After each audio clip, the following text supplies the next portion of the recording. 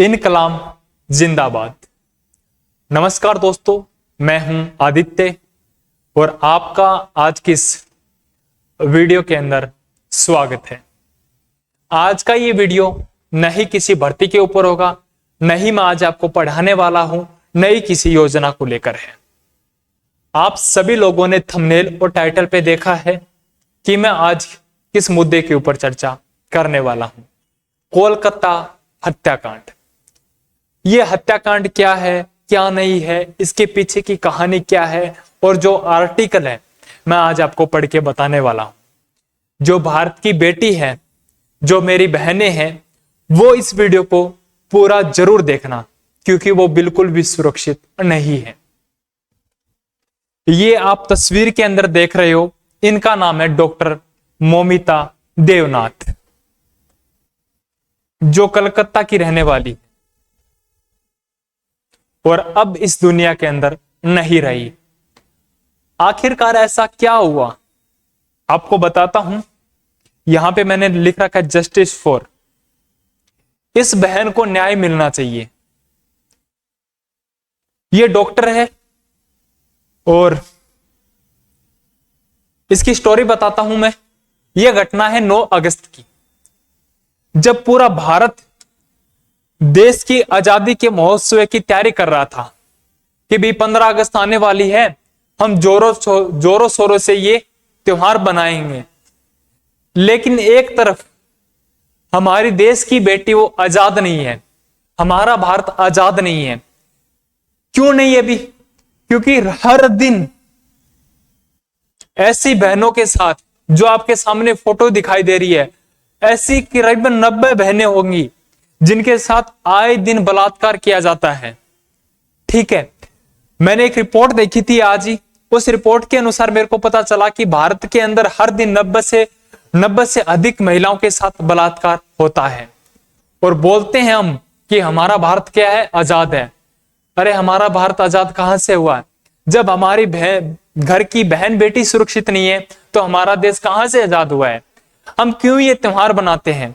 मेरे को तो ये लगता है कि हमें ये जो त्योहार है ये मनाने छोड़ देने चाहिए। ठीक है, ये 26 जनवरी, ये 15 अगस्त क्यों बनाते हैं? आजादी कहां पे मिली है? इन बहनों को आजादी कहां पे मिली है? इनकी भी एक ही मांग रहती कि काश हम लड़का होती तो आज हम जिंदा होती। चलो मैं आपको पूरी घटना बताता हूं। जब मैं ऐसे आर्टिकल पढ़ता हूं तब मेरे को ऐसी न्यूज मिलती है तो जो मेरा अंदर का जो खून है वो खोलने लगता है कि जो ये दरिंदे हैं ये सोचते भी कैसे हैं।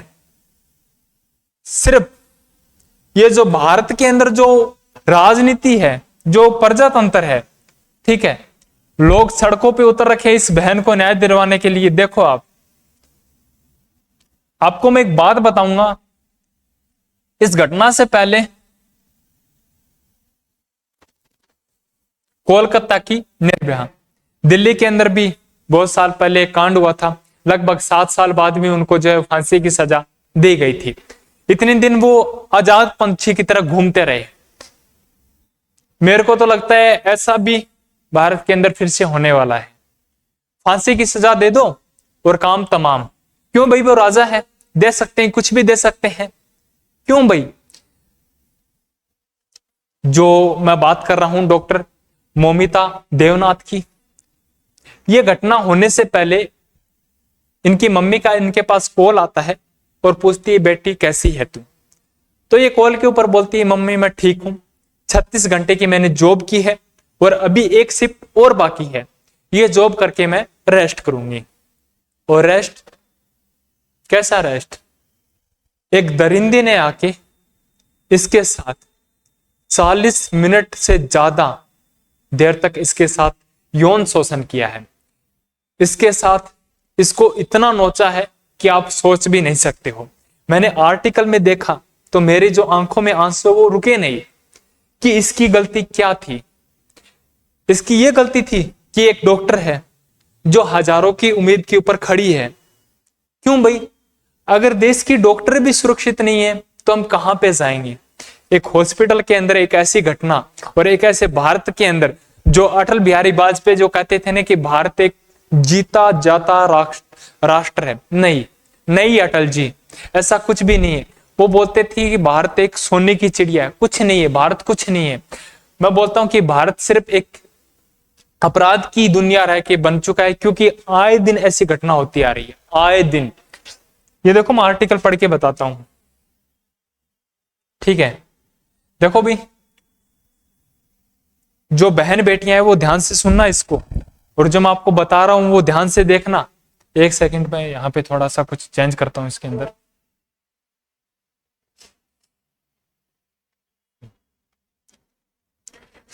जख्मों से भरा जिस्म और प्राइवेट पार्ट से बहता खून, कोलकाता की निर्भया के साथ दरिंदगी के 40 मिनट की खौफनाक कहानी। इन सालों को क्या होनी चाहिए, इनके साथ भी ऐसा टॉर्चर किया जाए जो इसके साथ किया था। फांसी देने से क्या होगा, इनको सुकून मिल जाएगा, ठीक है। इनको क्या पता कि दर्द क्या होता है। जब हमारी छोटी सी उंगली के नाखून भी उतर जाता ना, अगर अब नाखून कट करते हैं, थोड़ा सा भी कट हो जाता है ना एक्स्ट्रा, तो हमें क्या होता है, दर्द होता है। लेकिन इसके साथ देखो, दोनों आंखें घायल, मुंह से रिश्ता खून, मुंह से भी खून आ रहा था जब इस कंडीशन में देखा था। घायल होठों पर पूरा चेहरा, गर्दन भी घायल, दोनों हाथों की उंगलियां और नाखून भी घायल, जख्मी पर प्राइवेट अंग से बहता खून, बाएं पैर पे जख्म, पेट घायल, दाहिने पैर की जो एडी है वो भी घायल, दाहिने हाथ की जो रिंग फिंगर है वो टूटी हुई। ऐसे जख्मों की वो लिस्ट है जो कोलकाता की ट्रेन डॉक्टर के साथ हुआ है।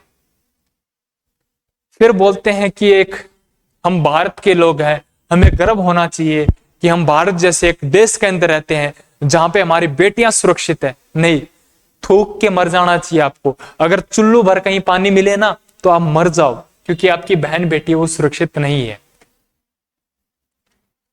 दिन भर ऐसे हत्याकांड होते आ रहे हैं आए दिन। पिछले दिन में राजगढ़ के अंदर भी ऐसा हुआ था कि घर से कॉलेज के लिए रवाना हुई लड़की, 5 घंटे बाद उसका जो शव है वो NH-52 पे मिलता है। लेकिन क्या, कुछ नहीं, ये बस कहानियां बन के रह जाती है और कुछ बचता नहीं है। ये जो घटना बता रहा हूं मैं, ये 8 अगस्त की नहीं बल्कि 9 अगस्त की है, ठीक है। करीब रात 11 बजे थे। कोलकाता की निर्भया का गुनाहगार संजय रॉय पहली बार अस्पताल में पहुंचा था। वह करीब आधे घंटे तक रुका था, फिर अस्पताल से निकल गया था। इसके बाद दोबारा रात को 1 बजे अस्पताल पहुंचा, लेकिन इस बार वो सुबह 4 बजे 4:35 पर अस्पताल से बाहर निकला और सीधे कोलकाता पुलिस के बैरक में जाकर सो गया। वो अस्पताल के उस सेमिनार हॉल में करीब 40 मिनट तक रुका था, और उस 40 मिनट में उस डॉक्टर के साथ क्या क्या किया आप सोच भी नहीं सकते हो। जो मैंने बताया ये आर्टिकल तो कुछ भी नहीं है, ठीक है, ये आर्टिकल तो कुछ भी नहीं है। बेटी के मां बाप, उन्होंने कहा कि इसका पोस्टमार्टम कीजिए और हमें हमारा जो शव है वो लौटा दीजिए। लेकिन क्या हुआ, उनको शव भी नहीं देखने दिया, उनका चेहरा भी नहीं देखने दिया। अगर हम घर के अंदर कुछ परिंदे, पक्षी या फिर कुत्ते भी पालते हैं ना, तो हमें इतना लगाव हो जाता है कि आप पूछो मत। और 31 साल की जब घर से बेटी के बारे में हमें यह सूचना मिलती है कि भारत की बेटी के साथ, उस घर के चिराग के साथ ऐसा हुआ है, तो मतलब उस मां बाप के ऊपर क्या बीती होगी।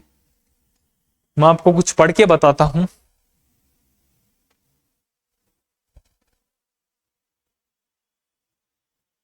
अब क्यों ध्यान से सुनना इस बात को। अब क्यों लगती है मुझे ठोकरे पापा, अब क्यों लगती है मुझे ठोकरे पापा, अब तो चप्पल भी मैं सीधी पहनती हूं। ये जो लाइन है ना दोस्तों, ये आपको हार्ट को टच कर देगी, ठीक है। मतलब कि बेटी जो है वो घर की लक्ष्मी है। ठीक है, एक और भी है, आपको पढ़ के बताता हूं मैं। मेहंदी कुमकुम रोली का त्योहार नहीं होता, रक्षाबंधन के चंदन का प्यार नहीं होता, उसका आंगन एकदम सूना सूना रहता है जिसके घर में बेटी का अवतार नहीं होता। और जिस घर में बेटी का अवतार हो जाता है वो भारत की बेटी, वो सुरक्षित नहीं है। अब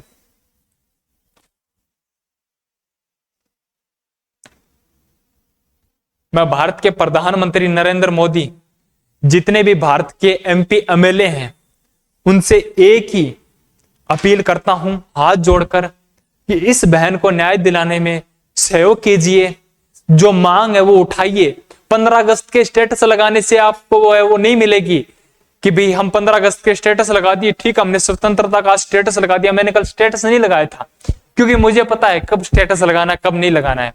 जिस दिन आजादी मिलेगी, भारत की बेटी जिस दिन सुरक्षित रहेगी, जिस दिन बेटी भी रात को सड़कों पे घूम सकती है, उस दिन मैं स्टेटस लगाऊंगा कि आज मेरा जो है भारत आजाद हुआ है। ठीक है,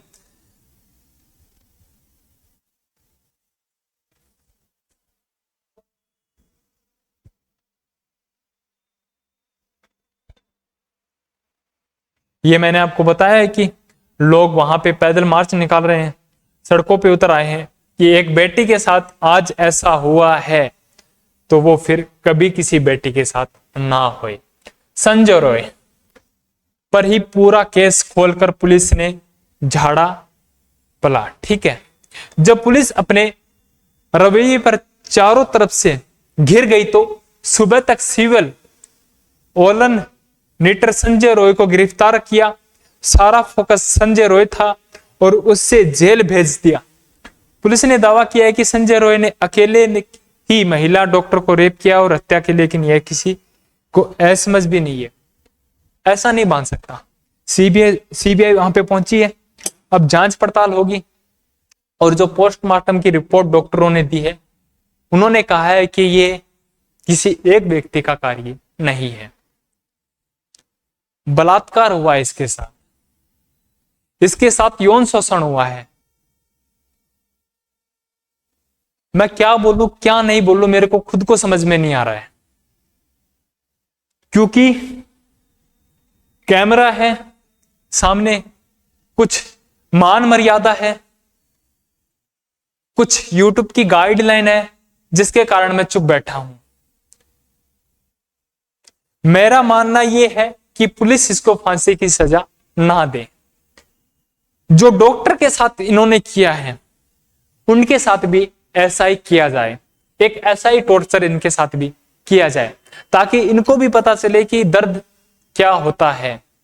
ठीक है, वो कितनी चिल्लाई होगी 40 मिनट के अंदर, उसकी जो चीखें हैं वो कैसी होगी, कितनी मासूम थी वो बेटी, और उस मां के ऊपर क्या बीती होगी जिन्होंने एक 31 साल की अपनी बेटी को खोया है।